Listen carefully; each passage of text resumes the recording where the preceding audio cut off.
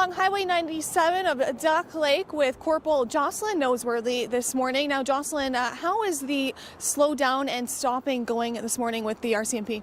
So our slow down and move over campaign, we're doing another initiative this morning. We started just after 10 o'clock. Or just after 9 o'clock, sorry, and it's just after 10 now. We've already spoken to 25 people who haven't actually been following that law. So it's just a good reminder. We try and do it every once in a while just to remind our community members and our driving public that, as you're going along the roads, any flashing lights, so amber, the white and reds that we have with our fire departments and our ambulances, or our blue and reds mean that you have to slow down and move over and give that worker space. Why do you think it's something that needs to be constantly reminded of? It's something that we take seriously as a reminder, just because every year we see workers on the sides of the road being injured and killed by people that aren't following that rule. What is your message to drivers, especially this long weekend, as the traffic is probably going to get quite busy? Our reminder is the same that we give every long weekend, every holiday season. Make sure that you're taking your time, following the rules of the roads. Not excessive speeding, keeping an eye out for things. Before you get going, make sure that you've done that pre-inspection trip on your vehicle. Make sure that it's roadworthy and it's safe.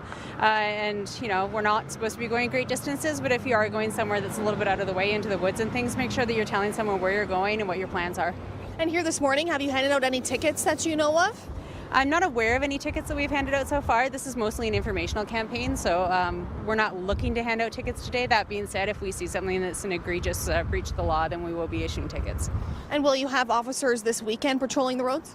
Absolutely. Every weekend and every long weekend, we certainly have our officers out making sure that everyone's staying safe.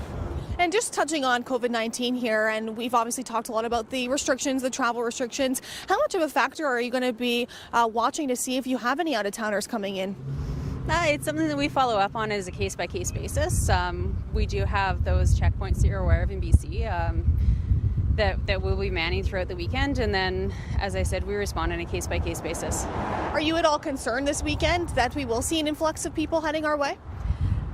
It's something that we'll be working with our partners to watch. We would like to think that people are making sure that they're safe and they're following the rules and regulations that have been put out. And lastly here, what is your message to the residents, not only this weekend, but as we continue to work through this pandemic? Our messaging is to make sure that you're listening to the directions and orders that are being issued by the provincial government, and you're keeping yourself and everyone else safe. That's Jocelyn Noseworthy, close corporal with the Kelowna RCMP. Jocelyn, thanks for your time today. Absolutely. A reminder to slow down and move over when you see those flashing lights. For Castanet News, I'm Madison Earhart.